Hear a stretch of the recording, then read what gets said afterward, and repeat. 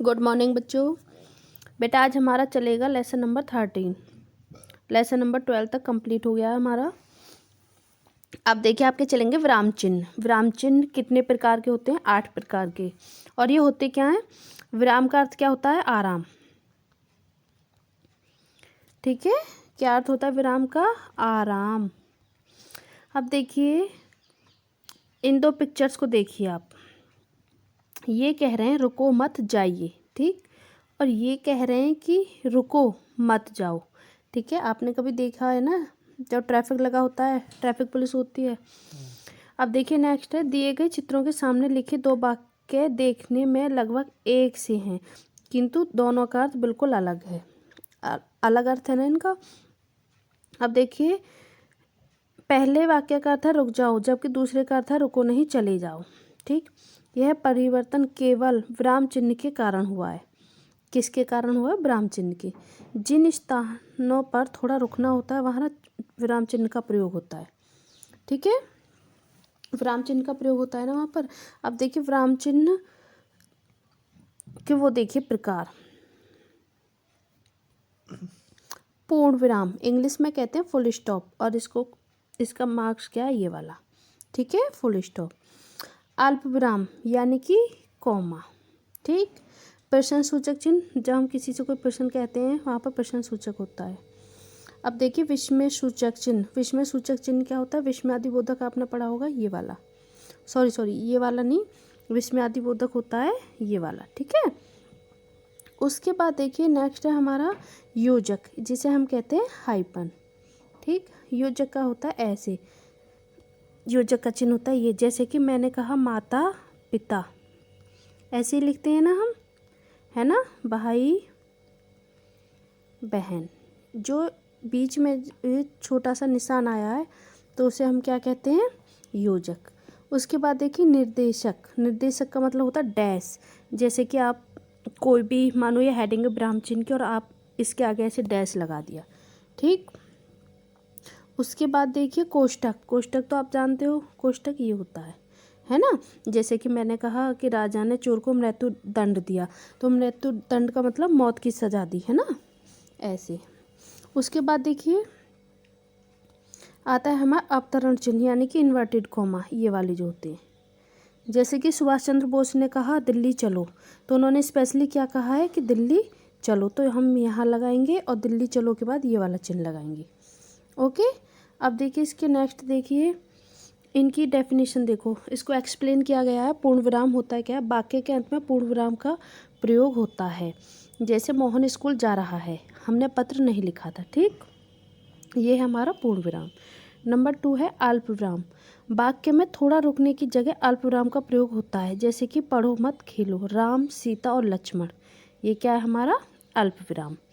Number 3 है प्रश्न सूचक। प्रश्न सूचक को तो पता ही चला आपको, प्रश्न पूछने वाले वाक्यों के अंत में पूर्ण विराम की जगह प्रश्न सूचक का प्रयोग किया जाता है। ठीक, जैसे तुम कहाँ रहते हो, तुम कहाँ गए थे, राधा कहाँ रहती है, ऐसे करके। ओके बच्चों, अब देखिए हमारा योजक हाइपेन।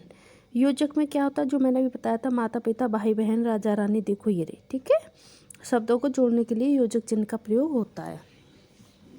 उसके बाद देखिए 5 है विस्मय सूचक चिन्ह। विस्मय सूचक चिन्ह क्या होता है?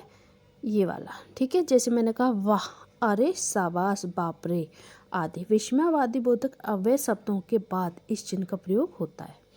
ओके, एंड नेक्स्ट है निर्देशक। निर्देशक क्या होता है? डैश होता है। वाक्य में बात को स्पष्ट करने में इसका प्रयोग होता है। मोहन ने अपने मित्रों राकेश आकाश अविनाश से रुपये मांगे थे।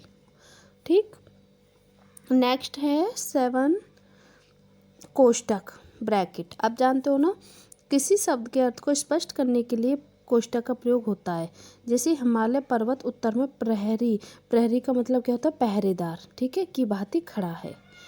एंड नेक्स्ट है अवतरण चिन्ह। अवतरण चिन्ह इन्वर्टेड कॉमा जो होता है, जो मैंने आपको ये वाले बताए थे भी। ठीक, जैसे कि किसी की बात को ज्यों का त्यों लिखने में अवतरण चिन्ह का प्रयोग होता है। जैसे नेहरू जी ने कहा आराम हराम है, देखो आराम नहीं करना चाहिए, मेहनत करनी चाहिए। श्याम ने कहा मैं आज स्कूल नहीं जाऊंगा।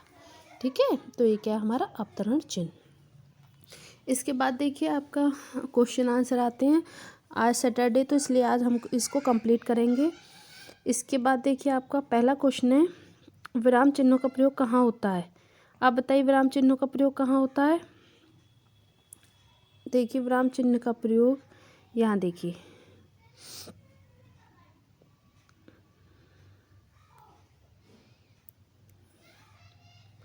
पहला है हीरा, पहले का आंसर, ठीक है।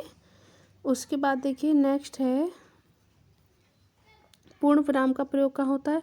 पूर्ण विराम को देखिए, ये रहा आपका पूर्ण विराम, ठीक है, ये हमारा 2, ठीक।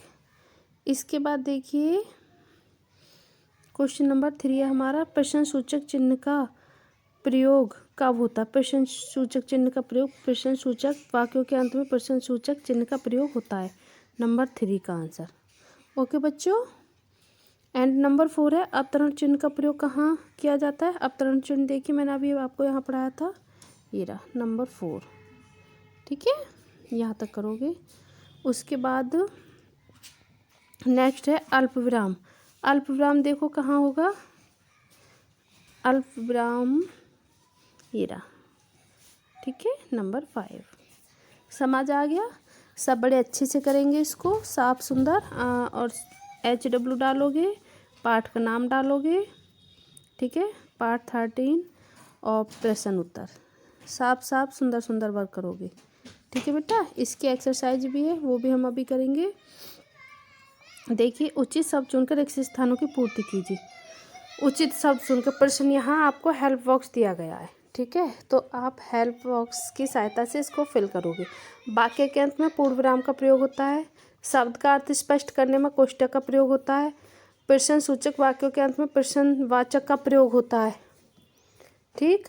उसके बाद देखिए वाक्य में थोड़ा रुकने के लिए अल्प विराम का प्रयोग होता है। उसके बाद है किसी बात को ज्यों का त्यों लिखने के लिए अवतरण चिन्ह का प्रयोग होता है, ठीक है, आपको ये करना है। एंड नेक्स्ट है, निम्नलिखित वाक्यों में उचित विराम चिन्ह लगाकर वाक्य पुनः सामने लिखिए।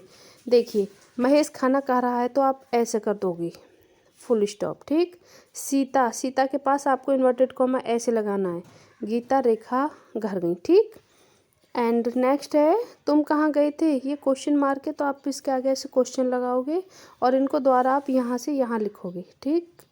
एंड नेक्स्ट है, वाह के बाद आपको विस्मयवादी वो लगाना है, क्वेश्चन मार्क, ठीक है। उसके बाद देखिए नेक्स्ट है हमारा, सीता गीता बहन है तो सीता के बाद आपको कॉमा लगाना है, ठीक है बेटा। आपको आज ये वर्क करना है अपनी कॉपी में, और इसको साथ के साथ लर्न भी किया करो, ठीक है। तो आज के लिए इतना ही, thank you, have a nice day बच्चों।